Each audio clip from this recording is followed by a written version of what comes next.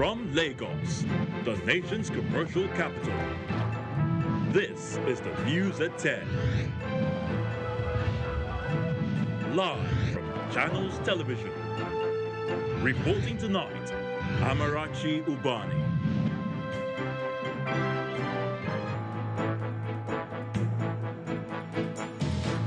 Tonight, Kaduna State Governor Nasir El-Rufai apologizes over failure of the government to effectively protect the people as death toll from coordinated attacks on 2 local government areas in the state rises to 51. INEC pushes for reform of the nation's electoral legal framework, recommends creation of Electoral Offences Commission to prosecute and punish offenders. The Supreme Court adjourns hearing in the appeals for a review of the judgments in the Imo and Zamfara state governorship elections to March 3rd and 17th. And Senegal and Tunisia record first cases of COVID-19 as European Union raises risk level of the disease with number of deaths worldwide exceeding 3,000. Plus, business, sports, and news from Abuja, the FCT, and later, international news from our London studios. On business news tonight, it's a case of 2 directions for Nigeria's manufacturing sector in February as the CBN and FBN differ on Purchasing Managers Index reading.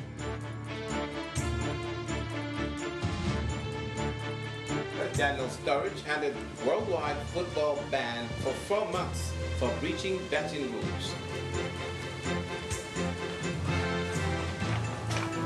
Hello, and from Abuja, Minister of Health confirms coronavirus index case in Nigeria, responding well to treatment in Lagos, says no new case recorded across the country.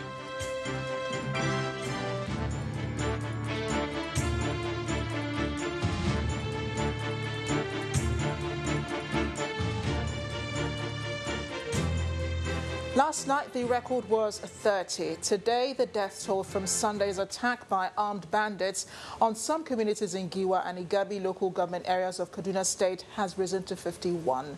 And this is a cause of concern to Governor Nasir El-Rufai as he visits the villages where the bandits carried out coordinated attacks, killing several people and burning cars. But he did not leave without giving them an assurance that he will not succumb to granting negotiations with the criminals or even granting them amnesty. Sunday, March the 1st is the day residents of Kerawa, Marina, Zariawa, Hashimawa and Ungwa Musa villages in Giwa and Igabi local government councils would want to banish from their memories as bandits in their hundreds carried out what was described as coordinated attacks in the villages, and in the process, killing about 50 people with cars and houses also burnt. A visit to the communities show a picture of a people who are in dire need of basic amenities like hospitals, road infrastructure, and even GSM network. But in spite of their socio-economic challenges, they had lived peacefully until Sunday when the bandits came calling. The bandits came in their numbers and boasted to us that not even the government and the security agents can stop them from accomplishing their mission in our area. These attacks, which lasted several hours, has left many devastated, turning women into widows and rendering many children fatherless. The people say they are now so scared as they have no other place to call home. The bandits killed Goshi and many other people in this community and in other villages around here. They also burnt houses and vehicles, as well as rustled their cow. Governor Nasir El-Rufai, top government officials, as well as heads of security agencies abandoned all other duties to visit Kerawa and surrounding villages to commiserate with the people. As those that have been placed at the position of leadership, and the responsibility for protecting these people rests squarely on my shoulders and that of my colleagues, I also came to apologize for our failure to fully protect them. We are doing the best we can, and we are hoping that this banditry will end very soon because the security agencies are taking the war to the bandits. From Kerawa, the governor and his entourage proceeded to Marina and Zariwaya communities where many lives were also lost during the attacks. In Kaduna State, we have zero tolerance for bandits. We don't give them amnesty. We don't negotiate with them. We have asked the security agencies to just wipe them out. In the last 1 year, Kaduna State has had its fair share of security challenges ranging from banditry, kidnapping and armed robbery. While security agencies appear to be doing their best to tackle the problem, stakeholders, including Governor Nasir El-Rufai, believe that the time has come for the review of the ECOWAS Treaty on Free Movement of Persons and Goods.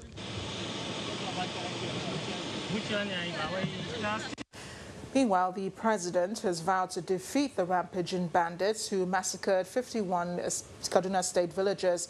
President Muhammadu Buhari says he is saddened by the incident, while assuring the people of Kaduna State and other parts of the country that this government would continue to deploy all available resources to fighting these cold-hearted bandits with a view to bringing them to their knees.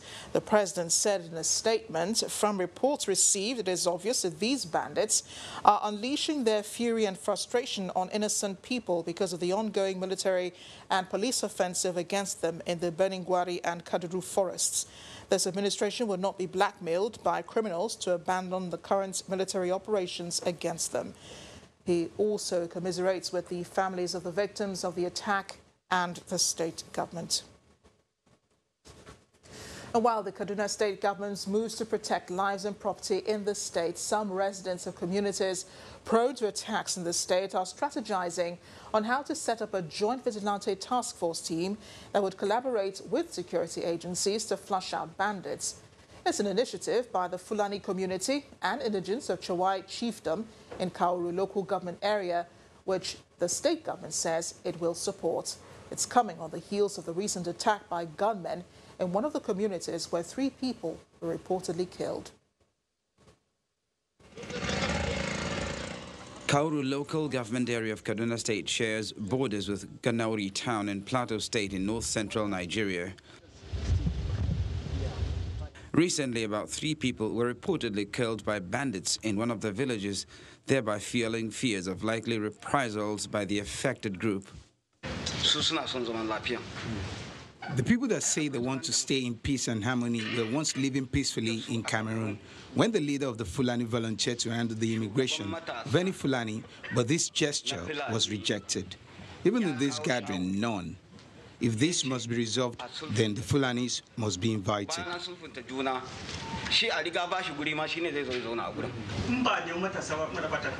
To forestall such attacks, a meeting is hosted by the Kaduna State Commissioner of Internal Security and Home Affairs for leaders from the Fulani, Chawe and Irigwe groups to chart a new path to peace and safeguard their communities. We must understand that peace is very important, that without peace there will be no development. And government is worried and concerned about what is happening in the general area. What do? We must do something. And that is why we are here. And we will continue to engage you, because constant engagement will help us to manage this problem. One of the decisions taken by all stakeholders is the need to form a joint task force to secure their communities against marauders from other villages and surrounding states. A command should be mounted here to supervise the Irigwe people, the Fulanis and the Chawe people. 3 people should be selected. For example, if you want to catch a thief, make him watch over your property. A local vigilante comprising of these 3 ethnic groups should be formed, and this group should be funded to increase their morale. Hopefully, the leaders at this meeting will take the message of the importance of peaceful coexistence back to their communities in furtherance of the government's efforts to eliminate conflicts.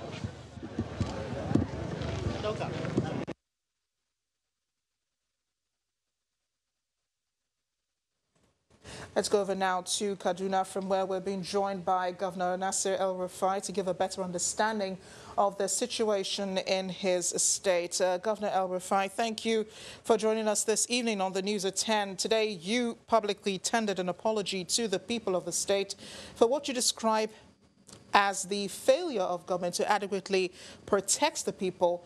Does that truly represent your assessment of the situation, that there is a failure of government to protect people? Well, the most important responsibility of any government is to protect lives and property of citizens. And any person that is attacked or killed, or any person that loses property, constitutes a failure on our own part to fully protect everyone. And this is why I felt that we needed to apologize to the people. It is our duty to ensure their full protection. Of course, no government can perfectly protect anyone. But anytime people are attacked in this manner, it is calls for explanation, sympathy, and apology, and that's what we did. Yeah, indeed. And people, your state has been relatively peaceful for a while, but now the surge in violence in Kaduna State, it's worrisome to everyone. Why do you think this is, and why it's happening on such a large scale? Well, these security challenges evolve. When we came into office, the areas of insecurity were in southern Kaduna, parts of central Kaduna and Birnin Gwari. But now this insecurity has moved up to the northern parts of the state. And our sense is that the military operations going on in Zamfara and Niger states, the Air Force has been attacking bandits in the forests. Ground troops consisting of the Nigerian army and the police and other security agencies have been constituted as a blocking force on the ground, and they are wiping out the bandits. So now the bandits are selecting isolated and vulnerable communities and attacking them because they can no longer operate on the highways. They can no longer operate in the urban areas where security footprint is larger. These isolated communities continue to constitute soft targets, and the reaction of the bandits to the air operation as well as attacks on the ground,